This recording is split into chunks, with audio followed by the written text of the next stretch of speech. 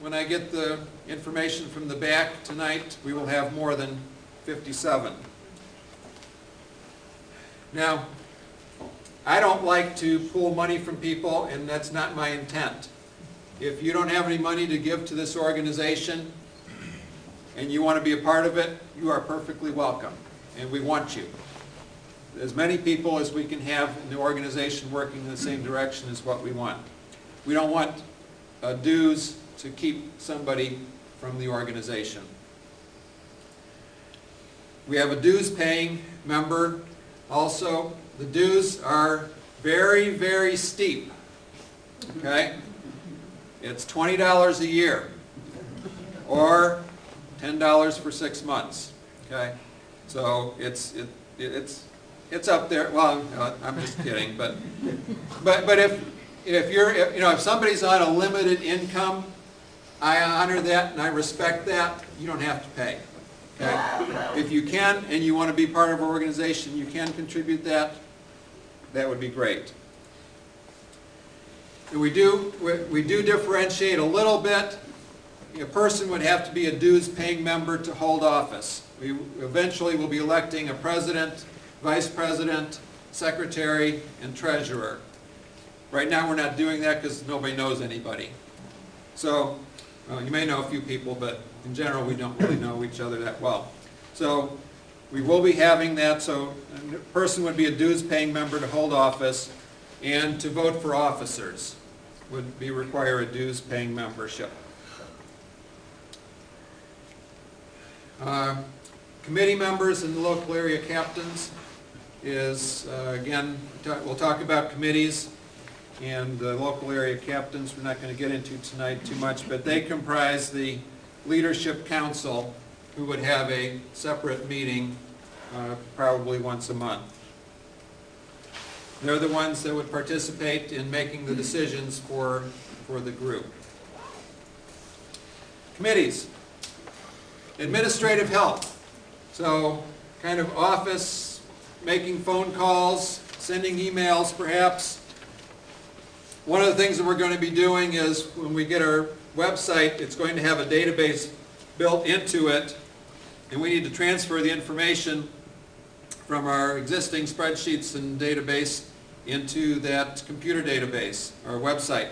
So if somebody's interested in helping out like that, you can let us know after the meeting. Audiovisual, I neglected this. Jim Weber has agreed to be our audio guy, and so he's on the committee. Mark Breivik is... Mark Breivik. Breivik, I'm sorry. I'm learning names, and if I get your name wrong, please forgive me. There's a lot more of you than me. But I'm trying. I want to do my best to put names and faces together. Okay. Mark did a great job of video recording our session back in October. Unfortunate thing was we didn't have a real good website to get it out there, but this time we will. So our meeting, we'll put information out on our website. And we can still use somebody for photography. A county meeting coordinator, somebody to coordinate when the meetings occur in Lake County, the county commissioners and other groups, and arranging for people to be present at those meetings. Event operations. Lou and Larry helped us tonight with the setup. So for when we have meetings, to arrange for the setup and then the tear down of things. So all these chairs didn't miraculously appear on the floor, so they all have to go back to where they came from. Hospitality. Talked about what Julie and Veronica are doing with hospitality. We could probably use another person to help out with various things for our meetings. Interorganizational relations. There are a number of other conservative groups in Lake County. There's the 912 Project, then the Heritage Club, and there may be more that I don't know about. John Birch Society. John Birch Society. So we're not trying to work in opposition with any of these groups. We'd like to work with them to accomplish our purpose. I think our purpose is really the same. Media relations. We've had a number of things, press releases. Barb Safeman's husband, Dave, has been really great in helping us with media relations. Anybody ever seen an article in the News Herald about the Lake County Tea Party? Or anything? Okay, we have had a few things in there. Membership growth. We'd like to have 2,000 people or more, ideally. We'd have to find a bigger place to meet, but we'll worry about that when the time comes. So membership growth. Political relations. Kind of our Tea Party, if we get enough people, we have some mass here, we would have some interaction with various local officials. And we've had a number of officials come to our various activities, and we've had candidates here as well. Security. Now, I'm not real worried about security with you guys. You guys all seem like pretty nice people, and you don't seem violent or anything like that. So I'm not too concerned about that, but sometimes when we meet at a rally, there can be other groups who might not like us, and we want to just kind of stay separate from those folks. I mentioned Loretta. Signs, flyers, shirts, etc. We want to get signs out in our yards to let people know that, yes, there is a Lake County Tea Party, and that there are people who are part of that. Has anybody ever seen a Tea Party sign in a yard? You have? Raise your hand if you've seen. Okay. Okay. I know that there are some. Yeah. Linda lives down the street from me. She's seen mine.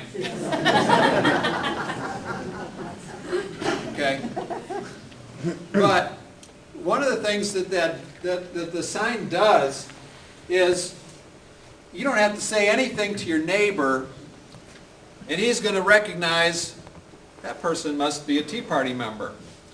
Now, if you're a normal person, they're going to associate Tea Party, normal. Tea Party, normal. Depends upon how much they watch of the the news, the mainstream media. But Tea Party people, on the whole, are very normal, nice people. My wife and I went to the Glenn Beck rally last year in August, and there were, I don't know, hundreds of thousands of people there. We met people from all over the United States, Texas, Washington, I don't know, just everywhere, because we were there a day early or so. And we just kept running into them. The nicest people. And we just had a great time just talking to people we'd never seen before. And they're all like us. They'd never done anything political before. So that Tea Party sign out in your yard, now if the person, your neighbor, doesn't like Tea Party, then, but at least they'll know that you are Tea Party and you're normal.